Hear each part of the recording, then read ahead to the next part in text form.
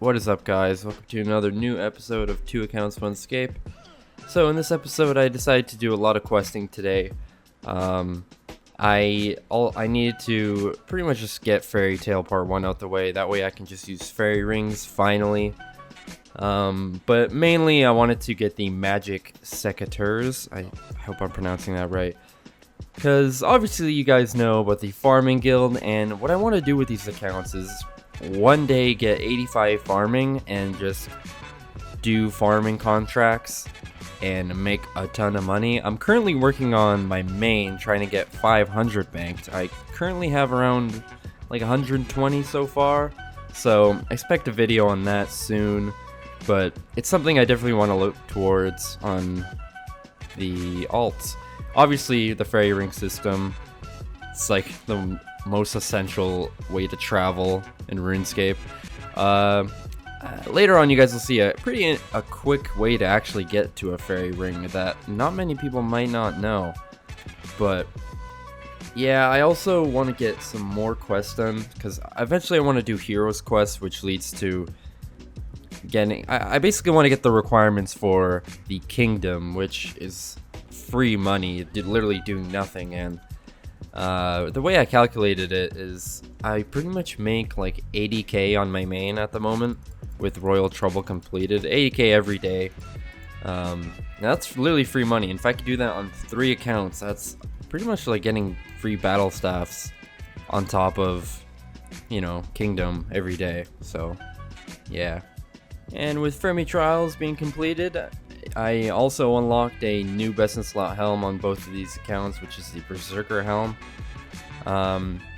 This whole time, every time I do sand crabs, I've just been rocking the champion outfit, that being full rune and some granite, so it's definitely going to help out in the future until I unlock Fermi Isles, which then I can get the Nesnot helm, and that's pretty much going to be my best in slot helm until I don't think I'll ever use a Serp helm, which now they updated it and they pretty much gave the strength bonus that I had when it first came out. Along with this quest, I decided to finally just get some herblore up. I can't remember if Heroes Quest had the herblore requirement. Well, one of the quests does. And I decided why not just do Jungle Potion, and obviously you have to do Druidic Ritual. But alongside Jungle Potion, just to be safe, I decided to grab a few each of every herb that pretty much is a requirement. I can't remember which quest requires more than one, and you can't really buy them. I can't remember if you actually can buy these off the GE, or if one of them you can buy off the GE, one of these herbs. So I just decided to be safe and just grab a bunch on each of these accounts, which took me forever. It took at least like 30 minutes because of, I guess it's based off of your herblore level. That's how frequent you can search for them. But yeah, 53 fishing. That way I can pretty much just knock that off of Heroes Quest. It was pretty nice. I can actually AFK on this account, because doing a bunch of quests in a row is pretty annoying, doing them both at once. And I did do this last episode on one of my other accounts, which is Tourist Trap, so I can actually get pretty much 99 smithing and just make darts and actually make some money. So that might be something I might do if I ever need high smithing for maybe a diary or something. And with that done, I finally decided to sell my tab. Now, sorry about the scuffed screen region. I didn't really realize this, but yeah, all my emblems, pretty much everything I've gotten from Wildy Slayer so far. I have sold some here and there just to, you know, make back some cash, because sometimes I die or I get PK'd, I have to buy stuff, and sometimes I don't have enough cash. But I did end up making not a bad amount on both of these accounts, just for, you know, AFKing range. Yeah, I think I made about like around 10 mil between both accounts, or something about that. So 5 mil each, not bad. You know, I honestly couldn't ask for more. It's definitely a big boost to pretty much anything I want to do from now. So, and with everything sold, Rare Unce now has a 4.9 mil cash stack. So I did mention making profit with smithing. This is what I mean. In order to actually make dart tips, you need to complete Tourist Trap, which is, I mean, I guess not that many people, like people with alts, would do it because the quest is kind of annoying to do. And but yeah, so from I think until 49 smithing, I pretty much made some like a few 100K, which, you know, every little bit counts, and you know, super AFK. So I know up until, I don't know if rune darts are as profitable, but I know addy darts are. So be interesting if I ever do that and just get 99 smithing on my alt. Would be pretty cool. Let's rock a skill cape, and I know at 99 I can make a bunch of rune items, and making rune is actually pretty profitable, like making rune 2Hs and plate skirts and whatnot. And family crest completed. I can now have either chaos gauntlets or cooking gauntlets, which are going to be really good for whenever I want to go for 99 cooking, or if I ever go back to Wildy Slayer and kill some lava dragons, which that's pretty much what I did on my other alt. So that's pretty good. And this is pretty much my other tab, which I thought was going to be a bit more, but I still made a lot of money. I have a bunch of clue scrolls in my bank, which I don't know if I ever want to do them, honestly, but yeah, I made about 3 mil, and now it's time to pretty much just get some cooking out the way. I decided, why not just get 70 cooking? I know it's a requirement for Recipe for Disaster, and you know, now that I have a lot of money on both of these accounts, I can just get some easy cooking XP. Oh, and in the process of, you know, doing this, I thought, oh, you know, I can get from 35 to 70 cooking in one tick, but I completely messed that up. I had no idea that you can have bad wine, which apparently is a thing, and you can't even drop it, or you can't even note them, which they're literally just gonna sit in my bank forever. And you know, I thought I had it all worked out, calculated, and no. I had to go back to the GE at least like 3 or 4 times because I was always just off of a few levels, and I thought, you know, I could just get these wines done and get 35 to 70 cooking in one tick on both accounts at the same time. I thought that'd be kind of cool, but you know, nothing ever works for me apparently. And with 70 cooking done, I decided, why not finally use these mossy keys that were literally just collecting dust in my bank.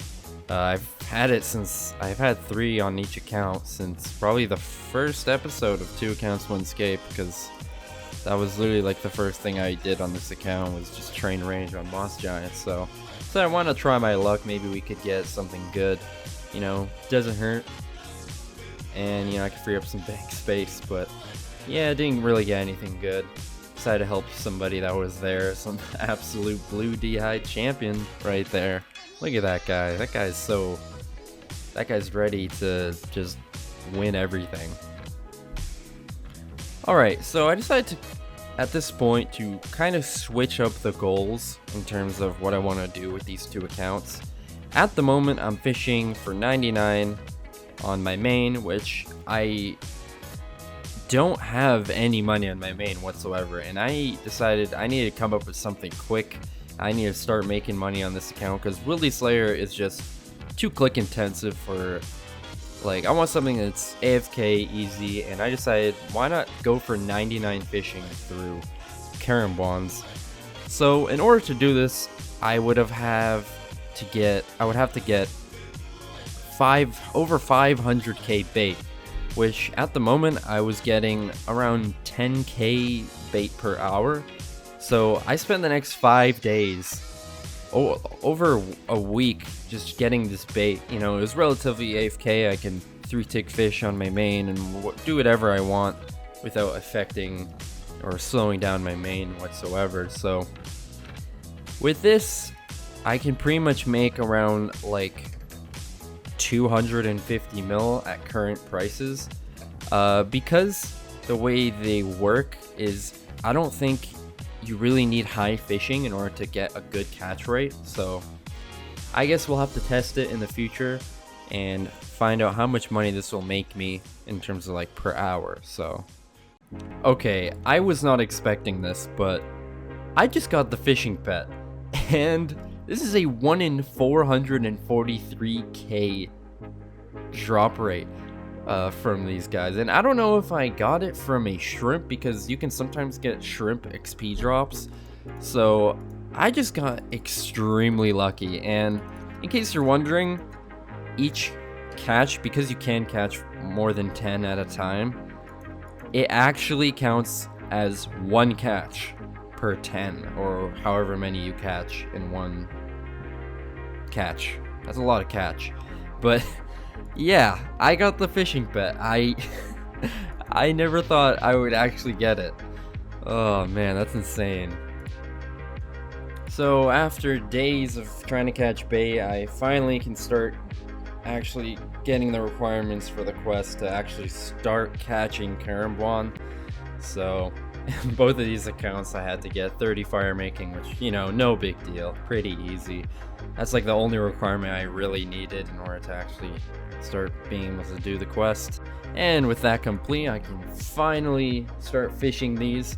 I forgot to mention, I also got 65 fishing just to actually start fishing them by just getting the bait itself, so win-win for me.